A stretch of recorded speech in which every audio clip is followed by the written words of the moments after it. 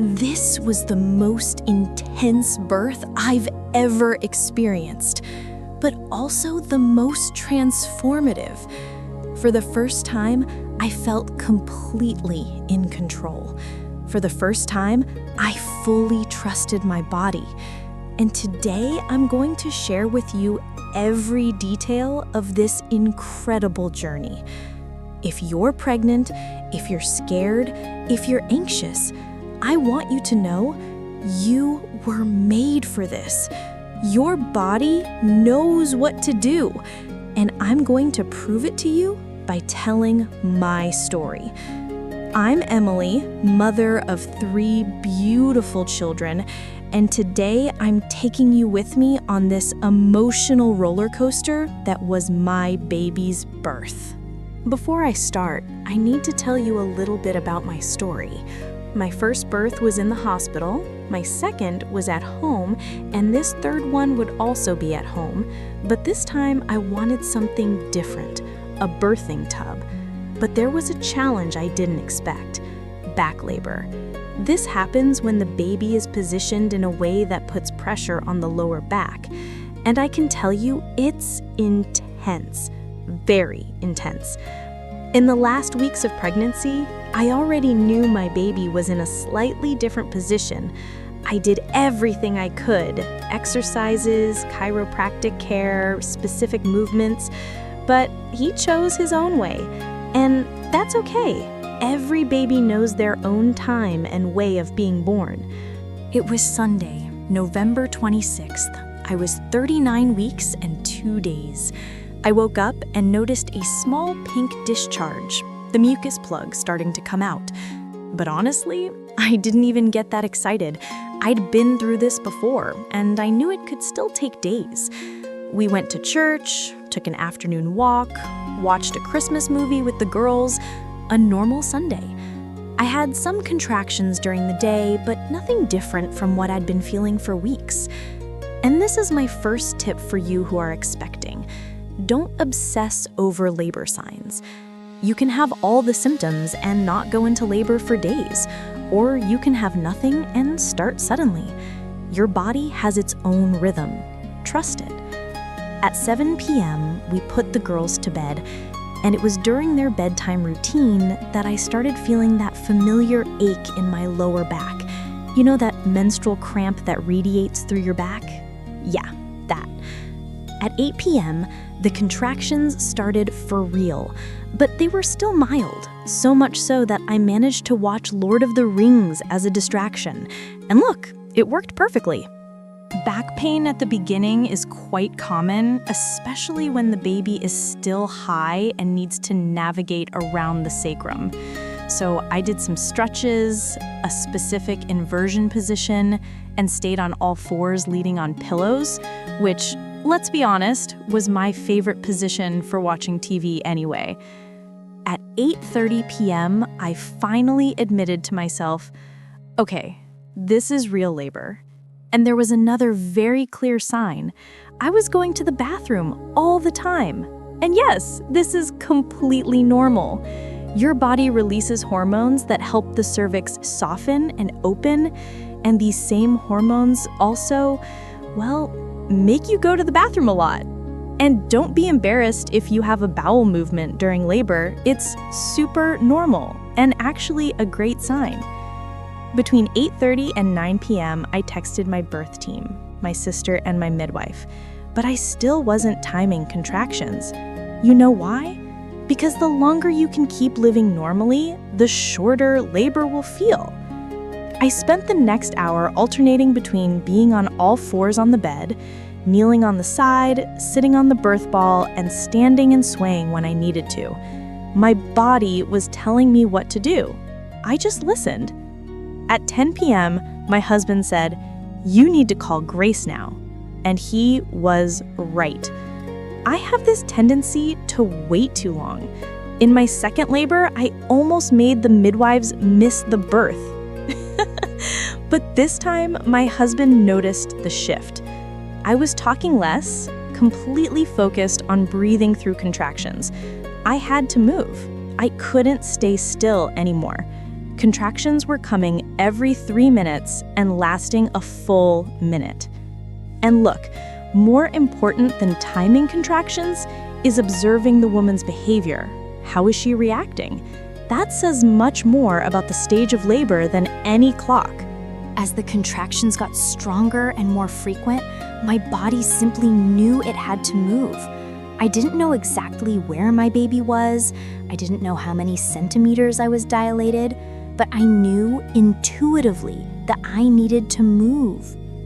And this was the secret to my fast labor. Even with back labor, movement is progress. When mama moves, baby moves. My favorite movements were standing and really exaggerating my swaying from side to side and squatting while rotating my knees in and out. My body was telling me the baby was in the middle of the pelvis, and I was instinctively opening space for him to descend. And you know what's most incredible? I didn't need to technically understand what I was doing. When you're in a safe environment, free from interruptions, where you feel confident and supported, your body simply knows what to do.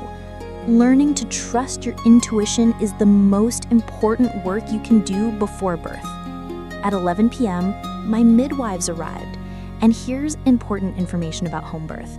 You have 2 midwives, one who followed you through the entire pregnancy, and another you've met before, but is there more for support and baby care if necessary. This ensures the most complete and safe care possible. Over the next hour, I spent most of my time on the birth ball, swaying with my husband, using my hips, and making sure to walk between contractions while my team filled the birthing tub. I spent some time on the toilet too, and look, don't underestimate the power of the toilet. It's called the dilation station because it's where your pelvic floor is used to relaxing, which actually helps the baby descend and the cervix open. And that's where a lot of pink blood came out, which is a super encouraging sign that the cervix is opening. At midnight, I finally dock into the tub, and my contractions slowed down a bit. In many medical environments, this would cause concern. They want to push progress. They want to intervene. But you know what my midwife said when I mentioned the contractions had slowed? "Oh, good, you'll get a little break." And in that moment, I remembered how important it is to have professionals who trust birth, who trust you, and who understand that natural birth works best when it can unfold at its own pace. Labor progress isn't always linear, and I was so grateful for that rest and relief that the water gave me. It's no wonder they call hydrotherapy the midwife's epidural. In the tub, I spent a lot of time on all fours, with my belly submerged in the water. My midwife checked the baby's heartbeat every 30 minutes with a Doppler, working around whatever position I was in. And this is another important thing. Intermittent monitoring leads to fewer interventions than continuous monitoring.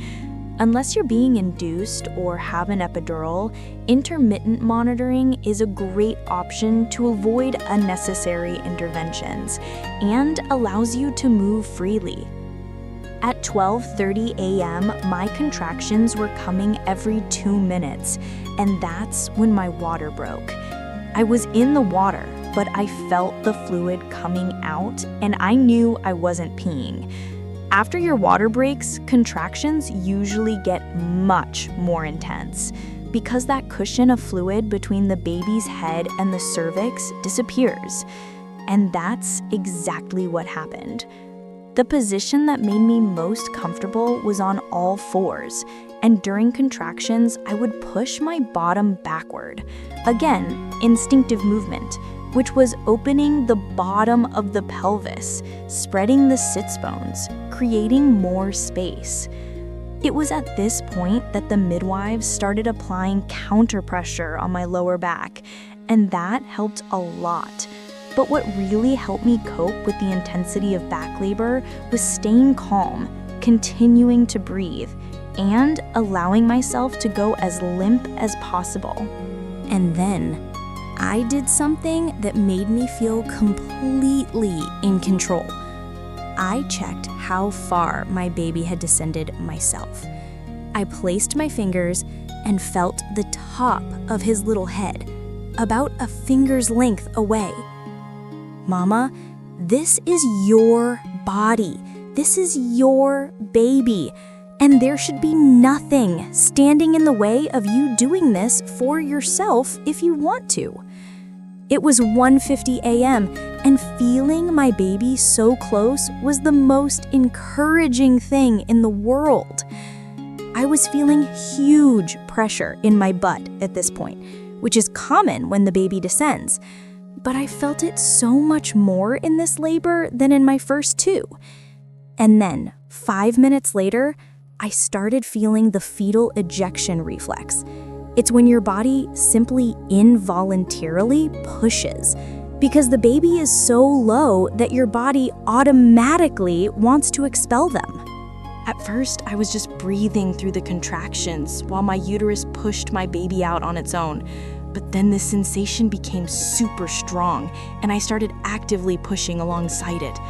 I could feel his head moving down the birth canal, and I had mixed feelings. I wanted to push as hard as I could to make him be born faster, but I also wanted to slow things down to help my tissues expand and avoid tearing. He was born very fast, in just 7 minutes, and I didn't have any significant tearing, and I believe this is due to two things. I listened to my body's urges to push. I never let a practitioner direct my pushing. And I didn't give birth on my back, which increases the chances of perineal trauma. I gave birth in an upright lunge position, and my husband was able to catch our baby. We brought him to my chest and finally found out it was a boy. We didn't know throughout the entire pregnancy. He was born at 2:02 a.m., and it was such a sweet, powerful moment. Being able to catch him ourselves, experience those first minutes without anyone intervening, it was just our family, together. I stayed in the tub for a while after birth, waiting for the placenta, but I wanted to get in bed, so I simply walked over there. At 2:30 a.m., my placenta was born. My son was still connected to the placenta because the umbilical cord hadn't yet turned white, which meant he was still receiving blood and oxygen. In hospitals, the norm is to cut the cord very early, between 1 and 3 minutes. But ideally, you want to wait until it turns white and stops pulsating. We waited a full hour to cut his cord. And one of my favorite things about home birth, being able to snuggle in your own bed after giving birth. And that's exactly what we did. In the morning, our girls met their baby brother for the first time. It was so precious watching them hold him, getting to know him. I love birth. I've seen and experienced how birth is powerful and transformative, whether it's the first, third, or fifth. And education brings so much confidence and power to this journey. If you don't yet feel completely confident about birth, I want to encourage you. Seek knowledge, seek information, trust your body. You were made for this. Thank you for listening to my story. I hope it has inspired you, encouraged you, and shown you that yes, you are capable of experiencing the birth of your dreams. Until next time, and may your journey be filled with strength and love.